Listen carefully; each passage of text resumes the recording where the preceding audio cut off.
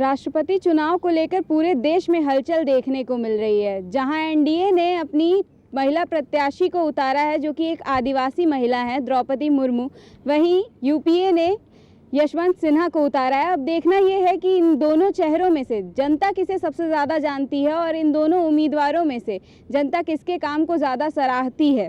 तो यहाँ पे कुछ छात्र मौजूद हैं, उनसे बात करते हैं, उनसे पूछते हैं कि आखिर द्रौपदी मुर्मू के आने के पीछे का क्या ही कारण हो सकता है और द्रौपदी मुर्मू को आना चाहिए या फिर किसी और को आना चाहिए। नमस्कार, मैं नरेंद्र कुमार ओझर लखनऊ विश्वविद्यालय से। सबसे पहले मैं बता दूं कि लगभग 75 सालों के भारत की आज़ादी के बाद अभी तक एक भी आदिवासी महिला राष्ट्रपति नहीं बनी है और एक राष्ट्रपति महिला पहले बन चुकी हैं जो श्री महान प्रतिभा देवी सिंह पाटिल रही हैं। यह एक अच्छा एजेंडा है। कहा जा सकता है कि इसमें राष्ट्रपति चुनाव के लिए जैसे भारतीय जनता पार्टी के या एनडीए की कह सकते हैं, तो उनकी उम्मीदवार ये द्रौपदी मुर्मू जो बनी है, जो झारखंड की राज्यपाल भी रह चुकी हैं। और ये जनजातीय की चेहरा है जो जिसमें कहा जा सकता है कि महिलाओं के लिए एक बहुत बड़ा प्रेरणा होगा। पहले बात महिलाओं के लिए, उसके साथ साथ एक ऐसे तबके के लिए जिसके बारे में अपने समाज से मुख्य धारा से बिछड़े हुए हैं, जो जनजाति, और ये एक अच्छा प्रेरणा देंगी जिससे महिलाओं के लिए और उस तबके के लोगों के लिए एक अच्छा प्रेरणा होगी। महिला आदिवासी जो हैं वो राष्ट्रपति चुनाव की रेस में खड़ी हैं। अब महिला आदिवासी होने के नाते कितना उनको समर्थन मिलता है और क्या कुछ होगा? सबसे पहले तो मेरा नाम रवि कुमार है, मैं MS 4th सेमेस्टर का स्टूडेंट हूँ। हालांकि प्रेसिडेंट देश का प्रथम नागरिक है और द्रौपदी मुर्मू जी को बीजेपी ने अपना राष्ट्रपति पद का कैंडिडेट बनाया है, इसके लिए शुभकामनाएं। लेकिन सवाल ये नहीं होता है कि जो है कि राष्ट्रपति बना देने से या कोई सीनियर पोजीशन दे देने से पावर भी उनके हाथ में दी जा सकती है। हालांकि ये बड़ी बात है कि देश में पहले बार कोई ट्राइब्स कम्युनिटी से देश का प्रेसिडेंट बनेगा। और द्रौपदी मुर्मू जी पहले भी पॉलिटिशियन उनका बैकग्राउंड है, MLA भी रही हैं और मैंने ऐसा सुना है राज्यपाल भी रही हैं। लेकिन सवाल ये है कि बीजेपी जिसको अपना कैंडिडेट बनाती है वो वास्तव में डेमोक्रेटिक सिस्टम पे काम करता है या नहीं करता है, ये ज़्यादा मायने रखता है। इसके पहले भी चेहरा बनाया गया कि शेड्यूल कास्ट से रामनाथ कोविंद जी हैं, लेकिन मुझे ऐसा नहीं दिखता है कि कोविंद जी ने अपने जो राष्ट्रपति का पावर होता है उसका उन्होंने सही इस्तेमाल किया। तमाम ऐसे कॉन्स्टिट्यूशनल अमेंडमेंट या लॉज लाए गए जो अनकॉन्स्टिट्यूशनल थे और लोगों ने उसको पसंद नहीं किया, जैसे ना CA हो गया, NRC हो गया या 10% रिजर्वेशन हो गया। ये अनकॉन्स्टिट्यूशनल है और जो कॉन्स्टिट्यूशन की मेन भावना है उसके खिलाफ भी है। तो इसलिए हम सिर्फ इस बात को जजमेंट नहीं कर सकते चेहरा क्या है। ऐसा देखा गया है कई सालों से कि जो बीजेपी है या कांग्रेस है, ये लोगों को दिखाने के लिए, दुनिया को दिखाने के लिए हमने शेड्यूल कास्ट का चेहरा ला दिया या माइनॉरिटी का चेहरा लिया। सवाल ये है कि फेस जिसको दिया गया है, पोजीशन दी जाती है, उनको पावर नहीं दी जाती। इसलिए सिर्फ इस बात का प्रोपेगेंडा करना कि वो ट्राइब्स हैं, वो उनका फेस आगे आएगा, महिला आएगा, सिर्फ फेस आगे करने से कुछ नहीं होता। अगर ट्राइब्स हैं, जो ट्राइब्स के जो राइट्स दिए हैं उस पर भी इम्प्लीमेंट करिए। जो जंगल जमीन अधिकार का कानून दिया उस पर इम्प्लीमेंट करिए। ट्राइब्स की क्या फर्स्ट क्लास से लेकर 4th क्लास तक के उनकी क्या रिप्रेजेंटेशन है, एजुकेशन में क्या रिप्रेजेंटेशन है, इस पर बात करिए। कितने नॉमिनेट ट्राइब हैं उनकी आज तक लिस्ट नहीं बनी, उस पर बातचीत होनी चाहिए। तब तो हमको लगेगा आप ट्राइब्स का कल्याण चाहते हैं। अब हम में से किसी एक को चेहरा बना दीजिए, पोजीशन दीजिए, पावर दीजिए ही ना, उससे कुछ नहीं होता है। इसलिए मेरा ये मानना है कि जो कॉन्स्टिट्यूशनल राइट्स हैं उसको जब तक के ट्राइब्स को नहीं मिलेंगे, माइनॉरिटीज़ को नहीं मिलेंगे, शेड्यूल कास्ट को नहीं मिलेंगे या we the people of India के अंदर जो भी वंचित वर्ग हैं उसको नहीं मिलेगा, तब तक हम इस बात को नहीं कह सकते हैं कि जो है कि महिला को बना दिया, आदिवासी को बना दिया, उससे उस समुदाय का कल्याण हो जाएगा। आप देखिए तमाम राष्ट्रीय महिला आयोग में तमाम महिलाएं गई अपने अधिकार को लेकर, नहीं उन पर कोई कार्रवाई हुई। जब तक के जो है महिलाएं अपने ऊपर आग नहीं छिड़क लें, आत्महत्या करने की कोशिश नहीं करें, तब तक उनको न्याय नहीं मिलता। तो चेहरा दिखा देने से कुछ नहीं होता है। मेरा कहने का ऑब्जेक्टिव ये है।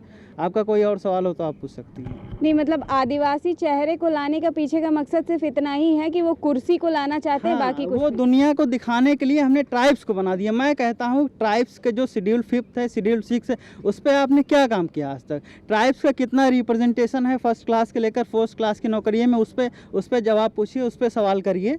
ऐसे तो रामनाथ कोविंद जी एग्जाम्पल, मंदिर में घुसने नहीं दिया उनको, क्या पोजीशन रह गई? संविधान ने तो राष्ट्रपति बनने का अधिकार दिया, लेकिन उनकी समाज में क्या हैसियत थी?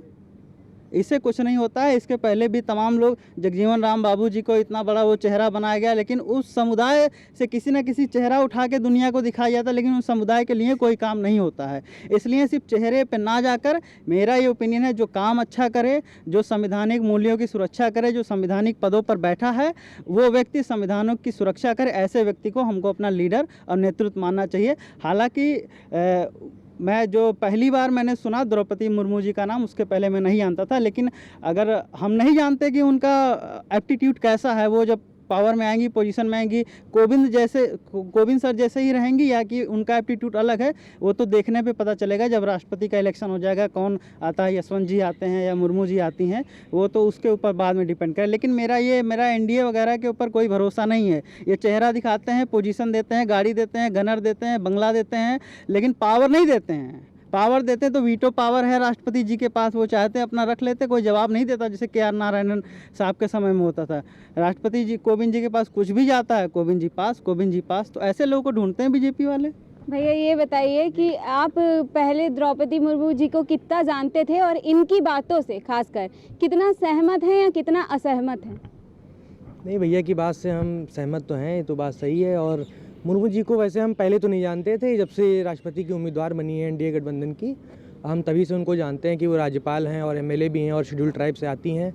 और बीजेपी का मेन एजेंडा जो है वो यही है कि हम जो अनुसूचित जाति है, जनजाति हैं, जो सबका साथ सबका विकास का जो एजेंडा वो लेकर चलते हैं, उसको दिखाने का एक प्रयास है कि जिससे जो है ये जो तबके हैं जो उनके साथ नहीं जुड़े हैं वो उनके साथ आगे चल के जुड़ेंगे। और कहीं ना कहीं जो ऐसे क्षेत्रों में, जो ट्राइबल क्षेत्रों में या अनुसूचित जो जनजाति बाहुल क्षेत्र हैं, वहाँ पर जो है एमपी एमएलएज या जो भी वोटिंग करेंगे, कहीं ना कहीं उसका उनको फ़ायदा उसका मिलने वाला है। तो यही सारी चीज़ें हैं। और आप क्या पूछना चाहेंगे? तो बीजेपी की जहाँ यहाँ बात हो रही है, तो बीजेपी तो लगातार ये कहती है कि उन्होंने काम भी किए हैं और जो ये ट्राइब्स, शेड्यूल ट्राइब्स हैं, उनके लिए भी काम किए हैं। तो फिर ऐसा क्यों आप लोग के मन में ये धारणा बनी हुई है? नहीं, धारणा नहीं है। हालांकि काम किए हैं, वो ज़मीन पर कितना खरे उतरे हैं, ये एक बहुत बड़ा सवाल होता है। जैसे कि बहुत सारे नॉर्थ ईस्ट में समझौते हुए, जो अमित शाह जी वगैरह वहाँ पर गए, उसके बाद समझौतों के तहत वहाँ पर तमाम जगहों से अफस्पा वापस लिया गया। हालांकि उस एक विरोध प्रदर्शन के बाद उनका वापसी का ये प्रस्ताव आया था। और इसी तरीके बहुत सारी चीज़ें हैं, लेकिन वही चीज़ें हैं जैसे ब्रू का समझौता हुआ था, ब्रू जो जनजाति है मिज़ोरम वगैरह की, ज़मीन पर कितना खरा उतरता है, उनको प्लॉट देना या उनको कुछ धनराशि जो बेसिक मूल्य है उनको सहायता देना कि मूलभूत सुविधाएं वो प्राप्त कर सकें। लेकिन वही चीज़ है ना कि ज़मीन पे कितना ये खरा उतरते हैं, सबसे बड़ी चीज़ यही है कि ये दिखता नहीं है कि ज़मीन पे कितना खरा उतरता है। हालांकि कोशिश हर सरकार करती है, पर इनके करनी और कथनी में कितना अंतर है ये तो आप सब देख रहे होंगे, पता चलेगा। भैया ये बताइए कि जैसे अभी द्रौपदी मुर्मू जी अगर आ जाती हैं तो क्या लगता है वो कितना काम करेंगी या फिर वो वैसे ही बस कुर्सी पे ही रह जाएंगी, काम कोई नहीं करेंगी? द्रौपदी मुर्मू जी को तो ऐसे मैं पहले नहीं जानता था, लेकिन फ़िलहाल अभी इस बार जब से चर्चा हो रही तब जाने हैं। तो जहाँ और पार्टियाँ भी हैं वो जातिगत जनगणना के लेकर भी हैं, तो वहीं बीजेपी का है कि दलित और महिला, और मतलब कि इस बीजेपी को कह सकते हैं कि ऐसी राजनीतिक पार्टी जो हमेशा इसका थिंक टैंक सबसे ऊपर आता है। तो ये मतलब अपना सब कुछ मतलब इसमें निभाने की कोशिश करेंगे, दलित का भी चेहरा दिखाएंगे, महिला भी और पिछड़ापन भी। भैया ये बताइए कि यशवंत सिन्हा जी जो कि द्रौपदी मुर्मू के सामने खड़े हैं, तो क्या लगता है कि वो आ सकते हैं या फिर यही आएंगी? देखिए, मैं तो यशवंत सिन्हा जी से एक निवेदन करना चाहूँगा कि उनको खड़ा ही नहीं होना चाहिए। इसलिए नहीं खड़ा होना चाहिए कि हम हमेशा से आप शुरू से कह रहे हैं महिला सशक्तिकरण, भैया उनको बढ़ावा दीजिए। वो पिछड़ी जाति से हैं, वैसे समुदाय से उठ के आती हैं जहाँ से उस जगह तक लोगों के लिए पहुँचना अभी के समय में बहुत मुश्किल काम है। लेकिन कहा तो ये जाता है कि महिलाएं आजकल कदम से कदम मिला करके चल रही हैं और किसी से कम नहीं हैं, सब कुछ कर सकती हैं, तो वो पीछे क्यों हट जाए, इस रेस में आगे रहें? देखिए, महिलाएं कदम से कदम मिलाकर चल रही हैं, लेकिन ये बस अभी भी हम अगर ग्रामीण क्षेत्रों की बात करें, वहाँ पर 8वीं 9वीं 10वीं के बाद लड़कियों को आगे पढ़ने के लिए नहीं भेजा जाता है। बहुत सारे उसके कारण से पेरेंट्स के मन में डर रहता है या बहुत सुरक्षा को लेकर के शादियाँ करा दी जाती हैं, बहुत से कारण हैं। तो अगर ऐसे जगह से जनजातीय समुदाय से उठ करके वो उस पोस्ट पर पहुंच रही हैं तो फिर लोगों में थोड़ा और आत्मबल बढ़ेगा और पेरेंट्स सोचेंगे कि नहीं, बेटियों को आगे भेजना चाहिए। इस वजह से भैया आपकी बात सही है। तो ये थी कुछ छात्रों की राय जिनको लगता है कि राष्ट्रपति चुनाव में द्रौपदी मुर्मू जी और यशवंत जी खड़े तो हैं, लेकिन द्रौपदी मुर्मू जी को अगर कुर्सी मिलती है तो वो केवल उनके आदिवासी चेहरे होने के कारण ही मिलेगी, और वो उस कुर्सी का कितना उपयोग करती हैं और कितना काम करती हैं, ज़मीनी स्तर पे कितना कुछ काम होगा, ये आगे चल के ही पता चलेगा जब इसके परिणाम आएंगे। कैमरा पर्सन अनुराग के साथ मैं Sonali Singh, daily insider, Lucknow. UP और देश दुनिया की तमाम ताजा तरीन खबरों के लिए गूगल प्ले स्टोर से आज ही डाउनलोड करें हमारा तेजी से उभरता न्यूज ऐप डेली इंसाइडर।